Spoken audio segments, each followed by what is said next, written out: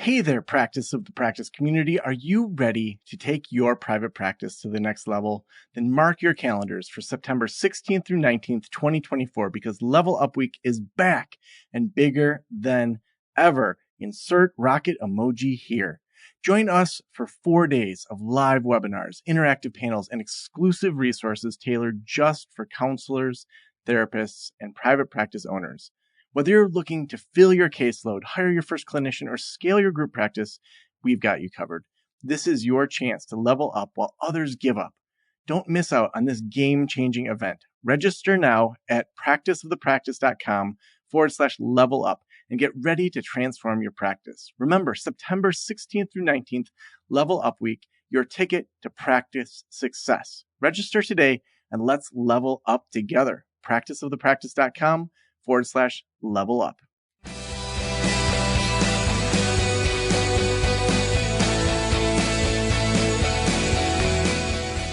This is the Practice of the Practice podcast with Joe Sanok, session number 1055.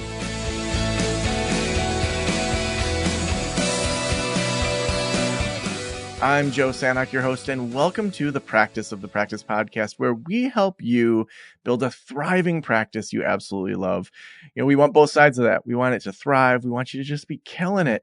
And we also want you to love it. There's so many ways that you can make money. Let's make sure we do it in a way that you really enjoy and that you are able to get to that next level.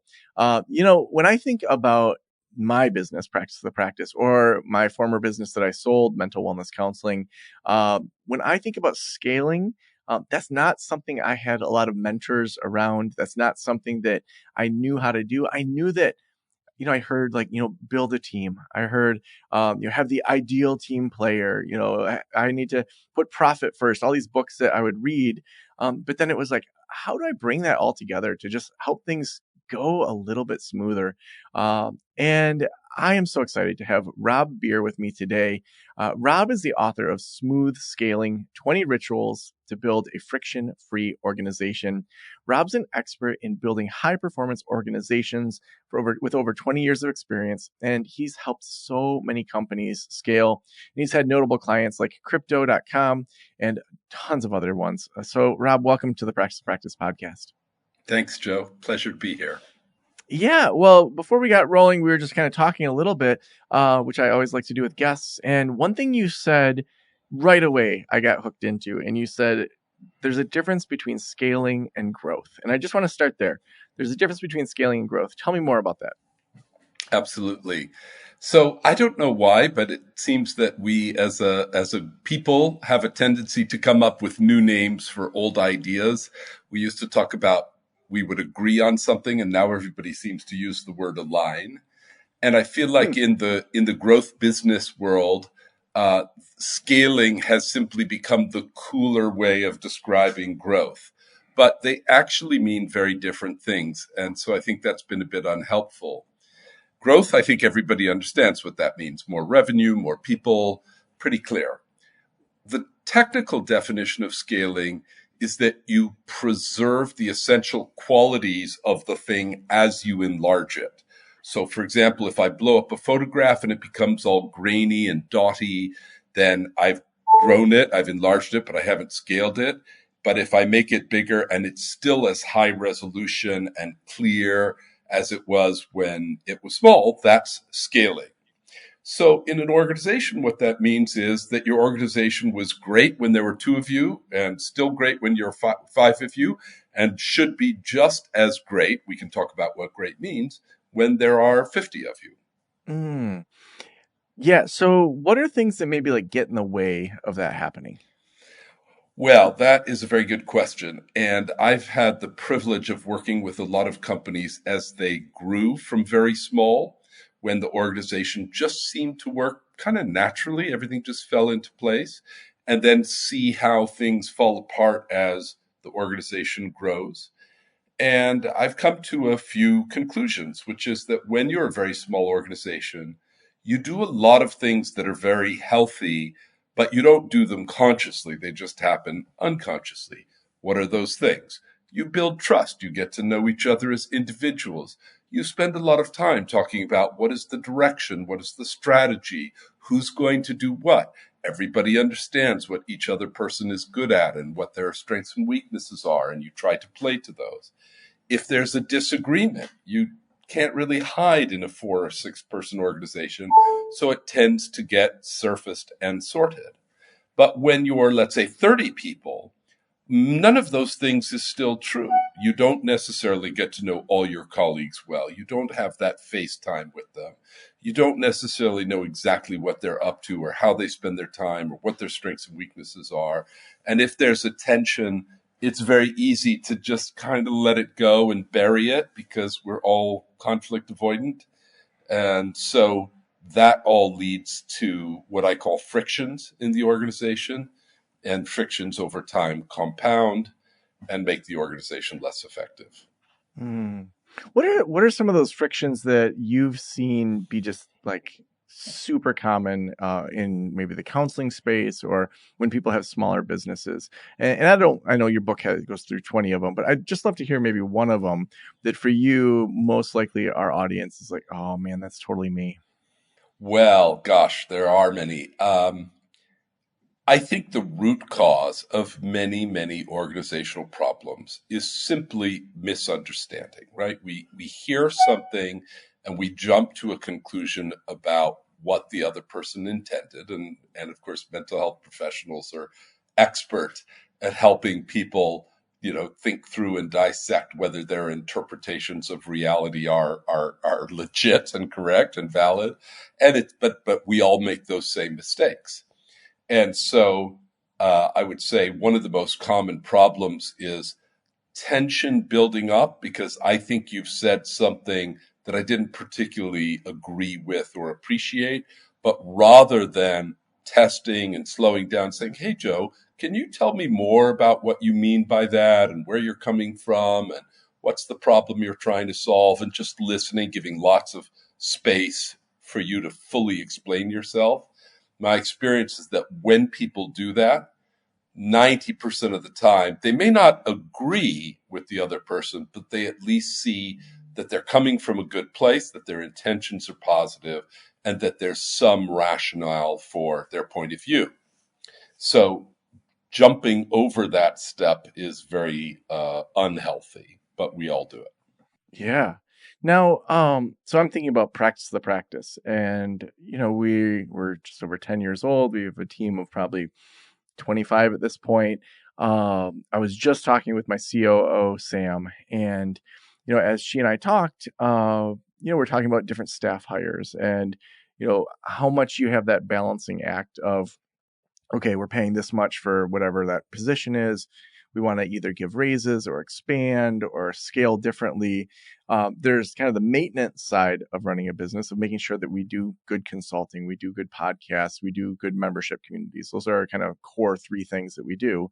And then there's opportunities to grow in either within those 3 areas or outside of that. So, our IT team continues to grow and we're helping people with websites, or we're helping people with social media management or implementing AI. And there's always in a business this kind of balance between what you're currently doing and where you could go.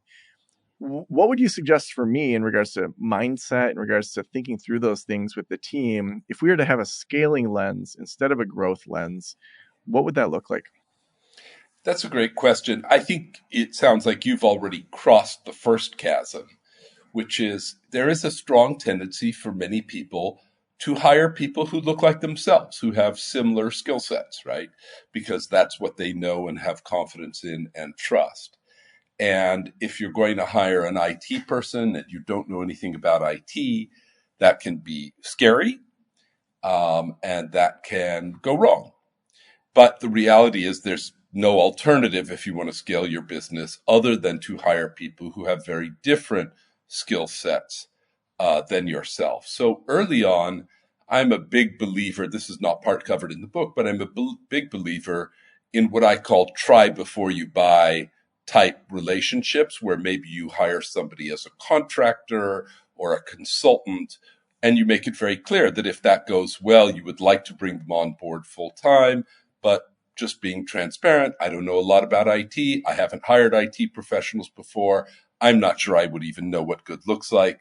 So would you be willing to work with me for 3 months before we commit to, let's say, getting married?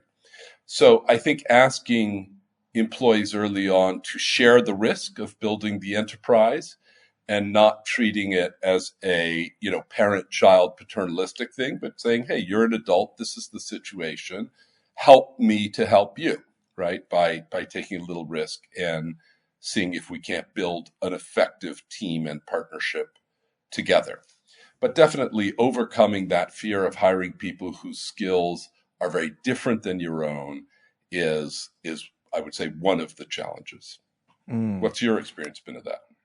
Yeah, I think that for me, we're continuing to really look at the numbers side of it, to have clear budgeting, to have clear, like, what does growth look like? What does scaling look like? So to know, okay, if consulting is up X percent this year, if our memberships are up, or if podcasts are up, like, how do we know from data how to, like, when to hire and scale, instead of, my intuition or the team's intuition, but to really go back to, okay, we want to get to this level. This is what's worked. This is where it's an unknown, we don't know, or we've outgrown our current team and need to bring in an expert. So I think getting even more data driven than maybe we've been in the past, which helps, but it's also not as sexy as, like, the new flashy thing that you're launching. Right. Well, it's interesting. Different people have a very different orientation towards running their business by, quote, the numbers or the data. I do a lot of work with tech entrepreneurs, and just, I guess, by the nature of their mindset, they often get very, very deep into that. And of course, there's a very important and legitimate role for data to play. But my experience is that ultimately systems are dumb and humans are smart. So the data only tells you what you ask it to tell you. You know what I mean? What you're looking for, and having a group of people who can sit around and have intelligent, challenging conversations about what is that data telling us and what does it imply and how do we move forward, and building alignment and commitment as a group, I think is ultimately the more important skill than just being able to, let's say, collect and interpret that data. Does that make sense? Yeah. And you mentioned kind of bringing in contractors on a part-time basis, and then maybe moving them into employees. Is there a danger to being too W-2 heavy, or a danger to being too contractor heavy? I'm afraid I'm not really an expert in that. Obviously, in the end, you want to get real commitment. I mean, I'm not sure about the legals because haven't lived in the U.S. in a long time. But in the end, you're looking to get, long-term commitment, and it's hard to build a practice without that. So I do think if you were too contractor heavy, that can be very tiresome. And we can talk a little bit about what is, let's say, the social contract, the implied social contract between a partner and yourself, somebody you bring on to help you run and build the practice, or just an employee, right? A W-2 employee and a contractor. But I think as you move up that scale from contractor to employee to partner, one aspect of the social contract is I'm no longer asking you to just do a job, right, with narrow technical parameters. I'm asking you to help me build this business, right? And that may involve all kinds of things that we haven't anticipated. That means you're thinking what's next, not just what do I have to do, what's on my to-do list, but what does the company have to do that maybe we haven't thought about? And ultimately, it's fatiguing to be the sole founder of a business because you're the one who's always waking up in the morning and going to bed at night thinking, oh, what about this? What about that? Should we do this? Should we do that? And as soon as you can get somebody who takes at least a little bit of that burden, that load off, my experience is that makes the whole thing a lot more resilient. Mm.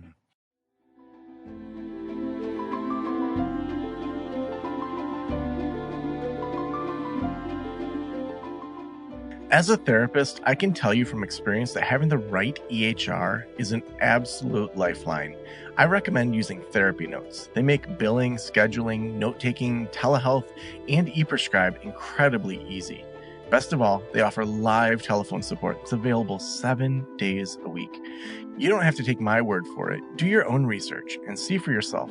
Therapy Notes is the #1 highest rated EHR system available today, with a 4.9 out of 5 stars on trustpilot.com and on Google. All you have to do is click the link below or type promo code Joe on their website over at therapynotes.com and receive a special 2-month trial absolutely free. Again, that's therapynotes.com and use promo code Joe on the website. If you're coming from another EHR, Therapy Notes will also import your demographic data quick and easy at no cost, so you can get started right away. Trust me, don't waste any more of your time and try Therapy Notes. Just use promo code Joe at checkout. Now, most of our listeners at some point would love to work less, make more, take more time off while still doing really good work in the world. So, what that sometimes looks like, it's not always exactly this roadmap I'm about to do, but I'd say most commonly is someone starts a solo practice. They start to grow. They realize they need to hire an assistant. So they have someone answer phones, do intakes, scheduling, things like that. They start to grow so much that then they add their first clinician to the practice, and they launch that group practice. And then they, going from like 0 to 5 is really a struggle because that old mindset of wearing multiple hats and kind of just learning to be a CEO instead of just a clinician, like that's a struggle. And then, really when people get to about 10, they start to realize, oh, I need to, really delegate a lot more. When you think about that flow, if someone says, I really want to start working less, making more, being more of a business owner, not as much a clinician that is working in the business. Say they're in solo practice right at the beginning.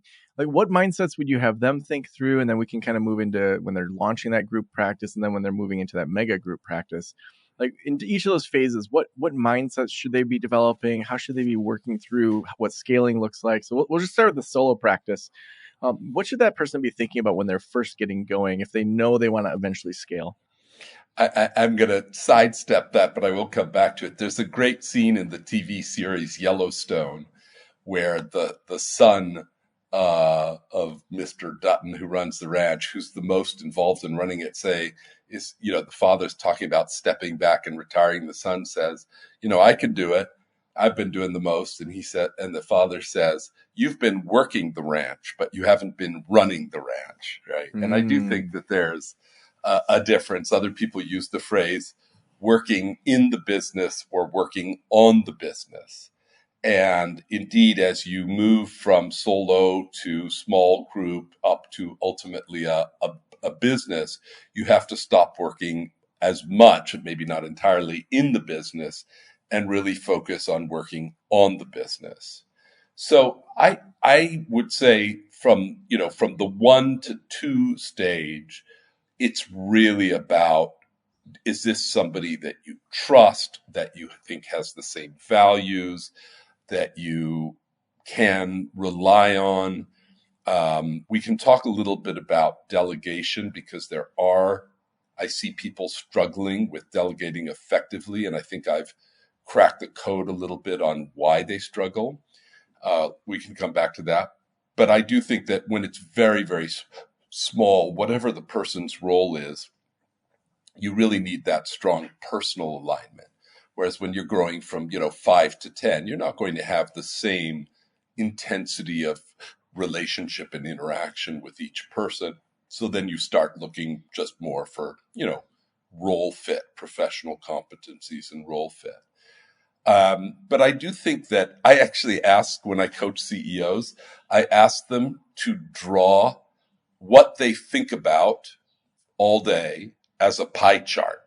How much of your time are you thinking about marketing? How much of your time are you thinking about managing people in the organization, coaching and feedback and hiring? How much of your time are you thinking about the numbers? How much of your time are you thinking about maybe you're still a practicing clinician? And then just asking them to reflect on, does that look like the right balance, right? It will change over time. What does it maybe need to look like a year from now? And if the marketing side or the organization side needs to grow, where is that going to come from? And very often in the early stage of scaling, as you know, it just comes from our weekends and evenings. We sort of don't give anything up and we end up working even harder when that was never the intention. So I do think that it's an excellent practice to always map where is my mental energy going. It may not be the same as your hours.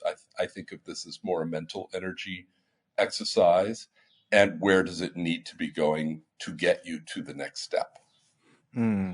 Yeah, one thing that I talked about in Thursday is the new Friday is the idea of Parkinson's law. And there's two parts to Parkinson's law. One is often reported, and the other side isn't as much. And the one side that's often reported is that work expands to the time given. That if we give ourselves, 2 weeks to do something, it usually takes that long. But the other side that Parkinson discovered was the natural bloating of an organization. So he was looking at the British Navy, and he found that if something was added into that system, a sign off, a checklist, whatever, it was near impossible to pull that thing back out.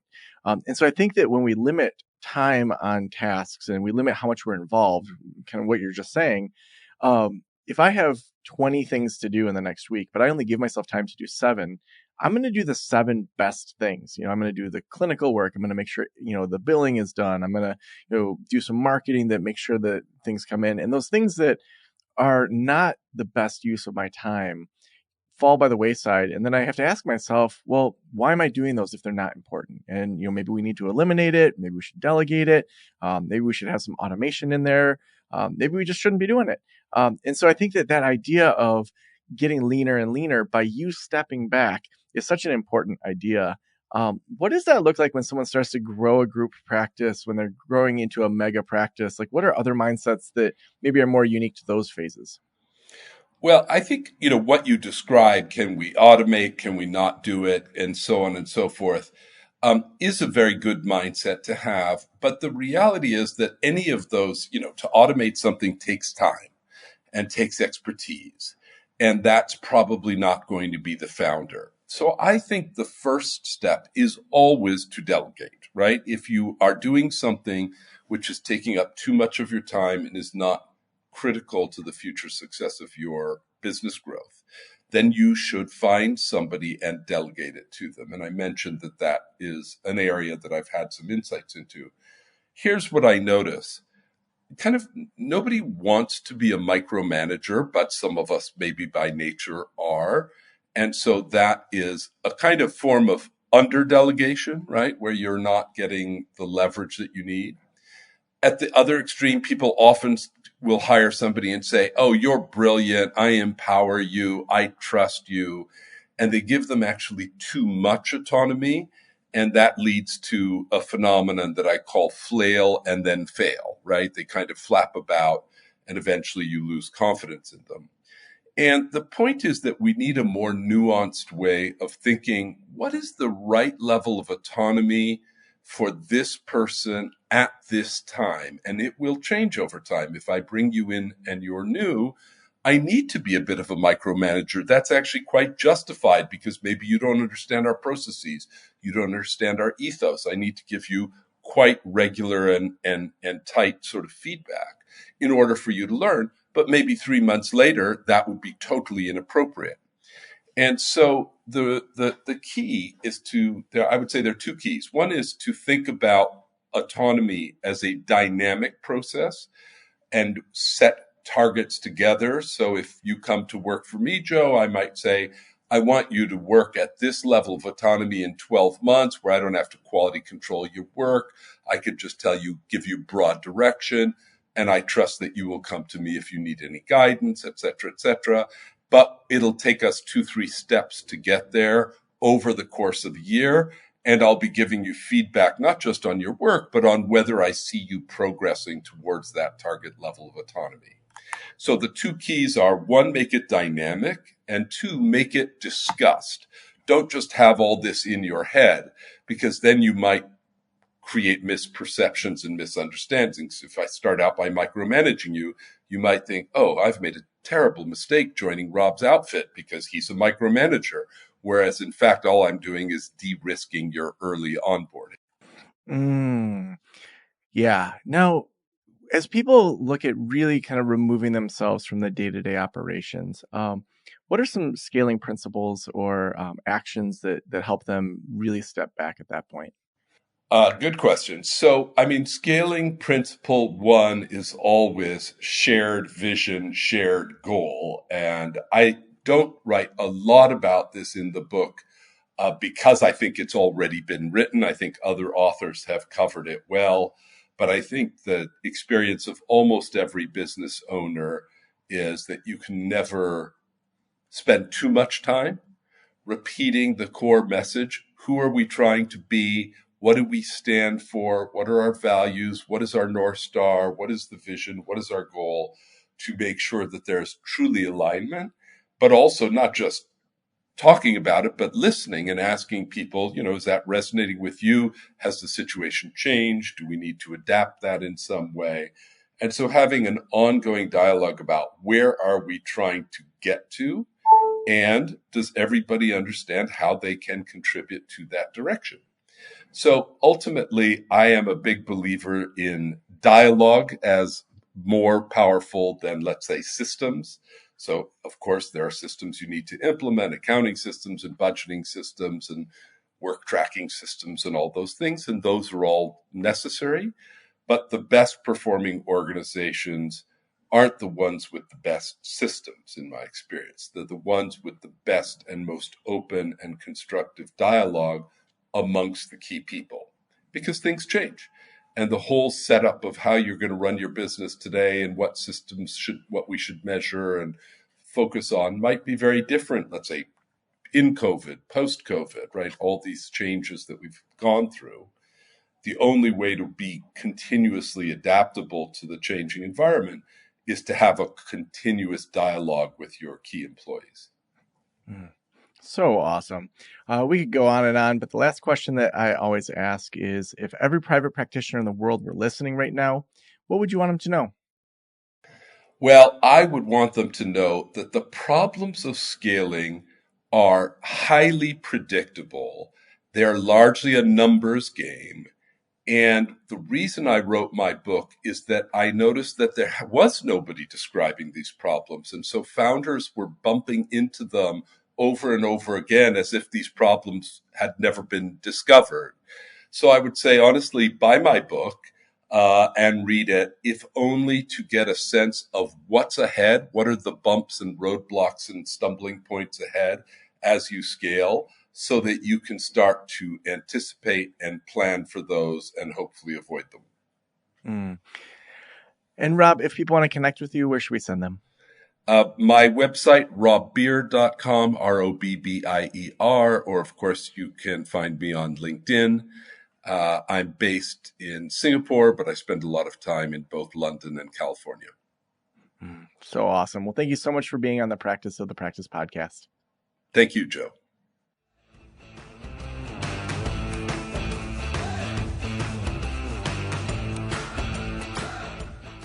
Well, if you are looking to scale more, we have Level Up Week right around the corner. That is going to be September 16th through 19th.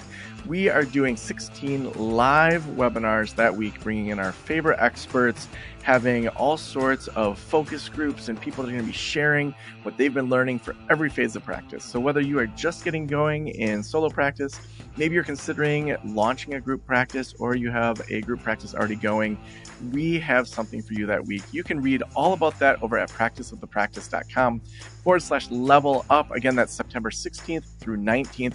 Also, don't forget that I'm going to be at the Mental Health Marketing Conference giving their closing keynote on Thursday. That's in early October. So make sure you check that out as well. And we could not do this show without our amazing sponsors. Therapy Notes is our sponsor. They are the best electronic health record out there. They're amazing. They help you with your transition from wherever you're coming from. And they have live support. They have telehealth built right in. They automate the billing. It makes things scale so much easier for you. All of our friends that are billers are like, Therapy Notes is the one to go with. So head on over to therapynotes.com. Use promo code Joe at checkout to get a couple months for free. Thank you so much for letting me into your ears and into your brain. Have a great day. I'll talk to you soon. Special thanks to the band Silence is Sexy for that intro music, and this podcast is designed to provide accurate and authoritative information in regard to the subject matter covered. It is given with the understanding that neither the host, the producers, the publishers, or guests are rendering legal, accounting, clinical, or other professional information. If you want a professional, you should find one.